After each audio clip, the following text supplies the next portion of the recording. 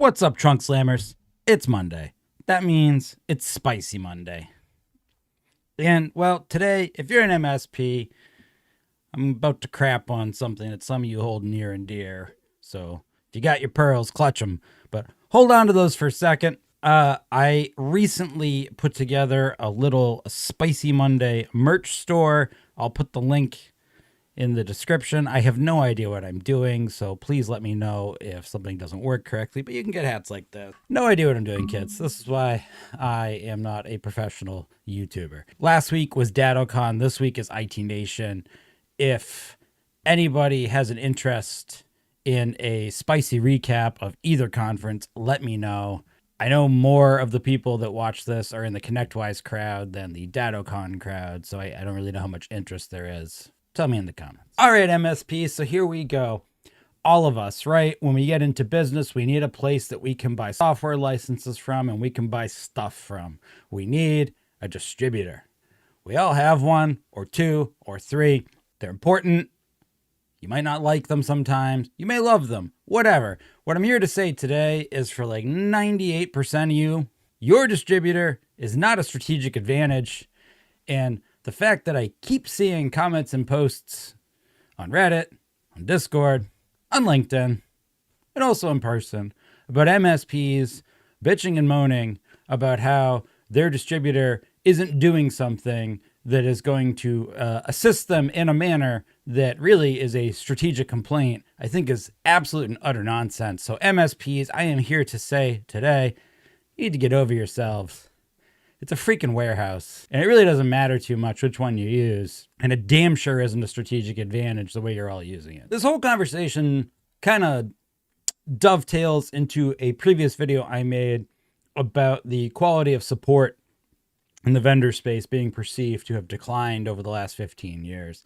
And I won't spoil that video if you all link it somewhere, but the premise basically being that, yes, in some cases, the quality of support probably has declined, but the reasoning isn't because all the vendors got together in one evil meeting and decided to be shitty. It's because basically they now know how to run their businesses, so they're able to shift that money operationally away from overstaffing your frontline support experience, which is exactly what every single service business that grows successfully on the history of ever does and has done, because that's how you grow a services business. And I say this with love, but if you're running a services business, which, you are, because you're an MSP, and you haven't gotten that big, then with respect, I know that a lot of you think that service is your primary product, and it kind of is, but you're wrong about a lot of that. And that's not in the scope of this video. But I do think that's part of the point that we're making here about distributors. A lot of us feel like that we should be getting a level of service from our distributors that is commensurate with this big strategic relationship and partnership that, quite frankly, we not only don't have. That's right, folks. You're a couple of $1,000s a month that you're spending with whoever. You don't matter. Like, I'm sorry, but you don't. But more importantly, you're not even using those distributors in a way that would align with this concept that they're a strategic partner. And how do I know this? Well, I talk to a lot of you and I see how you actually use your distributors. You use it to just resell licenses from and buy stuff from. Stuff that most of you aren't even marking up at least 20 points. What the fuck is wrong with you? And licenses that most of you aren't putting on a 5-year agreement where you might actually be able to treat the distributor strategically. Man, hell, half of you MSPs are trying to do month to month, which is the least strategic possible way to do business ever. So when I see posts where folks are railing against whoever the distributor they're upset at the moment is about either how their support sucks or they're changing their pricing on a particular SKU or they've just changed their terms and conditions or whatever the bitching is, like, I just look at it and I roll my eyes because, like, guys, like, it's an Amazon warehouse. There's so many more of them. It really doesn't matter. And if you think it matters that much at the size business you're running, then I want to see those other factors in your MSP that show me you are really leveraging that distributor as a strategic partner. Let me give you, instead of being negative, let me give you some positive examples of what I mean. So if you're an MSP, right, the whole model here, there's a financial risk shift, and we're assuming you're not break fix in this thought experiment. There's a financial risk shift here where you are you are taking on a fair amount of risk on behalf of the client in exchange for a recurring fee. So right away, if you're being strategic, that means you need to have longer term agreements, 3 to 5 year agreements, because that's literally the definition of strategic, is planning something out for a long-term goal or gain. So if you've got like month to month or 1 year agreements, right away, you're not running a strategic business. So you go away. So folks that have 3 to 5 year agreements, closer to 5 is better, with their clients, I'm looking for things in those agreements that tell me that you've approached this as a strategic relationship. For example, an agreement that goes up at the end of that term, regardless of service change, an agreement that will auto renew, an agreement that does have a defined exit term, but not so easy and slapdash that somebody can just leave without having a conversation with you. I'd be looking to see, are you having a regular QBR and VCAO meeting cadence, and not just one where you're going and showing them the reports of the tickets that you worked, the backups that got backed up, and the viruses that got done. We're actually helping this client plan their budget for the next year, since, you know, that's strategic.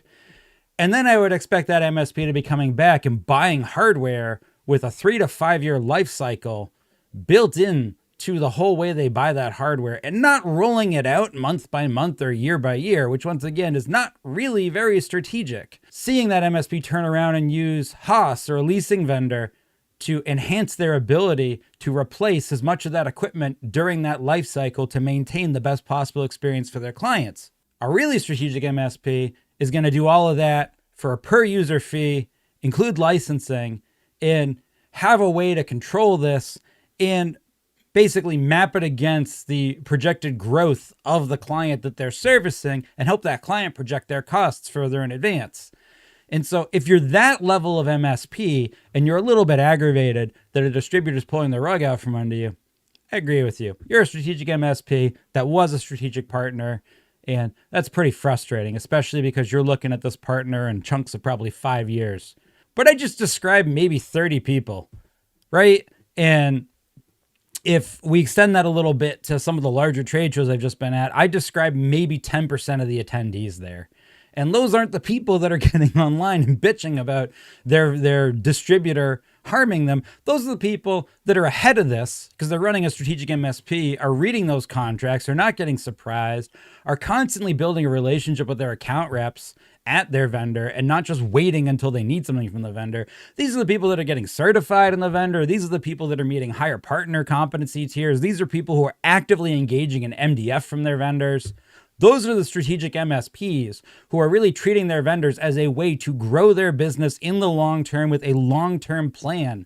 And that's just not most of you. So when I hear somebody complaining about their distributors in the strategic way, it's just funny and it doesn't make sense to me. So if you're not that MSP I just described, like, I just want to rip that Band-Aid off. Your distributor is not a strategic advantage. They are an Amazon warehouse for you. And you really, I'm not saying you don't have a right to be frustrated. Of course you do. You're spending money. But like, you need to calm down and you need to kind of get out of protagonist mode, MSPs.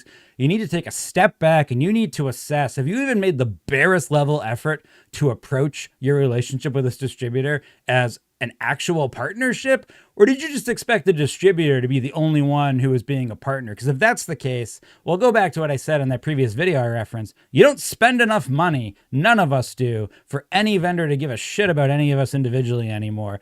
Vendors at that size, at least. If you needed to hear that today on this Monday, this cold, at least for me, Monday in November, well, there you go. It's 2024 MSPs. You are, even if you're a big platform MSP like the one I left, if you're even a big MSP, if you're an MSP, if you're running a service business MSP in 2024 on Earth, and you've got, you know, less than 1,000 employees, like you have 500 or less employees, I guarantee you that at those massive vendors, your spend is not enough anymore to make you a whale client. Okay? You got that? You might be in their larger bundle of clients. You're not a whale anymore. And if you're that MSP that's like 3 to 20 million, yeah, you're definitely not a whale client. And if you're under 3 million, you don't matter. And I don't mean that like you yourself and what you're doing doesn't matter. Of course it matters. You're an MSP, you're supporting people and you're employing people, and that's fucking great. And I'm proud of you for doing that. But in terms of your dollars being a stick you can wave around to that size vendor, you objectively do not matter. You are the equivalent to them as an MSP. When you switch from break fix over to your MSP model, you know that client that only spent $100 a month with you? Yeah, you're that client to the distributor. You're that $3 million MSP that had that one single person client that spent $100 a month that you felt guilty about firing but kept around, and it literally costs you money to even look in their direction. That's you to a lot of these distributors, MSPs. And I think having that level of self-realization and awareness is important because it does something for you. The minute you realize, and I reference this a lot in my videos, that most of the vendors that you really, really, really love, the smaller vendors, the ones that you really feel have that level of service and that level of support and that culture and that spirit, most of them are under $10 million in revenue. Which means, that's right, MSPs, they're the exact same size and amount of revenue as probably you are. And all the vendors that are bigger than that, which are the ones that y'all tend to get really upset about online, they're so far outpaced from you that you don't matter anymore. And once you have that realization, you start to recognize that as MSPs, if we start making a little bit of an effort here, we can gain back that control that really is the reason that so many of you got frustrated to begin with. I want you to think about that for a minute. So for all your larger vendors, your big, I'm naming some arbitrarily, but like Acronis, Sophos, I don't know, Kaseya, ConnectWise, Pax8, Ingram, SureWeb, whatever, all the big vendors like that. Those vendors, in terms of you spending your dollars and you taking your business elsewhere, they don't fucking care. Stop thinking that way. You do want to start thinking about what programs and what things do they offer you to be as successful as possible on their platform. Because think about this like you, Mr. or Mrs. MSP owner, right? Somewhere around that $1 million to $3 million mark, somewhere in that middle there is where you started thinking about what can I start offering my clients to be more successful on my MSP. And you all know that you have some clients that take advantage of everything you offer, and you have some clients that don't, and the ones that don't are your shitty clients, and you know that. Well, your distributors are looking at you the exact same way. They have training programs. They have certification programs. They have ways for you to basically engage with their community and their support beyond simply just angry calling when shit broke that you don't know how to do. They have MDF programs. They have account reps that would love to hear from you, not just you from them when they have a new product. These are human beings that work at these companies that would love to hear back from you and about what they can do to delight you and make your day better. Start taking advantage of that stuff. This like weird ego protagonist thing that I see a lot of smaller and like medium low MSPs doing, where they still think that they're like king big whale clients and don't want to engage that way with those bigger vendors. Get over yourself and start engaging with those vendors. And if you're the owner and you can't see past your own ego to do that, appoint someone on your team to do it. You'd be amazed what a trivial token amount of effort is going to take from you to start actually building a partnership with those distributors. If we flip that over now to those smaller vendors, those under $10 million ARR vendors, which is most of the vendors, that's probably like 70 to 80% of the vendor space are smaller like that. Well, they're just like you and they feel the same way you feel. So those vendors do care about your dollars. Those vendors do care about you being friendly, and those vendors do care about your loyalty. So leverage that. Leverage that with those vendors. If there's a smaller vendor that you really like, then find a way to reward that. Find a way to engage more heavily with them. Find a way to engage more heavily with probably the executive of that vendor. If they have a partner advisory council, ask if you can get on it. If there's a way that you can get a little bit more invested in their stack, do so. If there's a way that you can get them to help you do a lunch and learn, do it, because they're going to appreciate it, because they just want some validation. They want nice clients because they're still at that size where every client is important to them. You need to have that realization, MSPs, of where you sit now. This industry has grown. This is not 20 years ago. a $5 to $10 million MSP, even a $5 to $20 million MSP is not a big deal anymore. I know it's a big deal to us. That is hard, right? That takes us a lot of work to get to that size. I'm not trying to discount the effort and the work and the importance of that revenue for you. I'm saying in terms of the industry, that size MSP isn't significant anymore. It's in the median distribution. That's normal. It's not an important amount of money. And you have to stop approaching your larger vendors as though you think you can swing that around, because you are hurting yourselves. You are hurting yourselves because these larger vendors, they don't care. They're just not paying attention. I mentioned them earlier, so I'll use this as a quick example as I round out the video. Back when we had an MSP, we were in a 𝘂onis shop. We had been a 𝘂onis partner since 𝘂onis basically hit the market in, 2003. We used them, the TrueImage product, actually through VSA until we got rid of VSA at some point, and then eventually switched over to what morphed into their current offering. Along the way, as 𝘂onis grew and got bigger and bigger and bigger, we were forced to now buy directly from a distributor. And every time we had to buy a 𝘂onis from a distributor, at one point that was ConnectWise, then eventually it was a proper distributor, the experience was kind of shitty because we basically had to work through a SKU that had been provided for that distributor. We had to negotiate support through the distributor, and we were largely handcuffed from having a direct relationship with 𝘂onis like we used to enjoy when both 𝘂onis and us were smaller. Instead of getting frustrated and mad about it and looking at it and ranting and raving online and switching to a different backup product, we looked at it and we said, okay, what do we need to do to not be in this situation? We like 𝘂onis. We found out that they offered a 4-time-a-year classroom-led training that was free to partners if you asked nicely. So we started getting all our staff certified in this. Yes, that was like 5 hours of classroom-led training for 3 days I had to carve out for some of my staff. Yeah.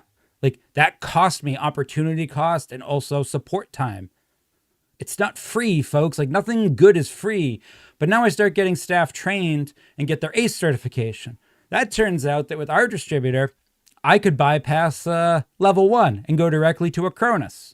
Now I still had to submit a ticket to the distributor, but saying that an ACE certified technician had submitted it, please pass it on. That worked okay, but that still got frustrating. So we kept working on our relationship with 𝘂onis directly. We tried to attend their things. We tried to find ways to increase our spend with them. We tried to post on their forums. And just in general, we tried to get more involved with their community and more of a relationship going. And you know what happened from doing that? Over time, we got to a point where for a lot of higher level things, we had now developed enough of a relationship where we were able to circumvent our distributor for those higher level tasks. But also as we learned more about the product and how to use it, I stopped having to ask them for support so much. I mean, I know it's an elementary fucking concept, but if you learn properly how a tool you use actually works and how to actually leverage it, you suddenly don't need to rely on someone else when it's broken, which I know is an astounding point that none of the people here who have been buying Microsoft for 30 years, could possibly understand, because certainly none of us ever use our support credits with Microsoft. That was a joke. I know almost none of us do. Like, it's ridiculous. We got to a point then where as they grew and we became less and less of a significant point of their revenue, and my former MSP is pretty big for an MSP. So we were just a larger irrelevant drop in the bucket. It didn't matter. Our experience wasn't diminished because we put into work to understanding the product, the solution, making it a part of our strategic plan, eventually merging with the data center that allowed us to directly host 𝘂onis on our own super fast pipes, which allowed us to do a lot of really cool stuff. Huh? See? Strategic. I'm not saying you're going to do that with every vendor, but you should probably do that with the most important ones if you're actually pretending that you're being strategic with them. Have a great Monday, everybody. I'll see you this week.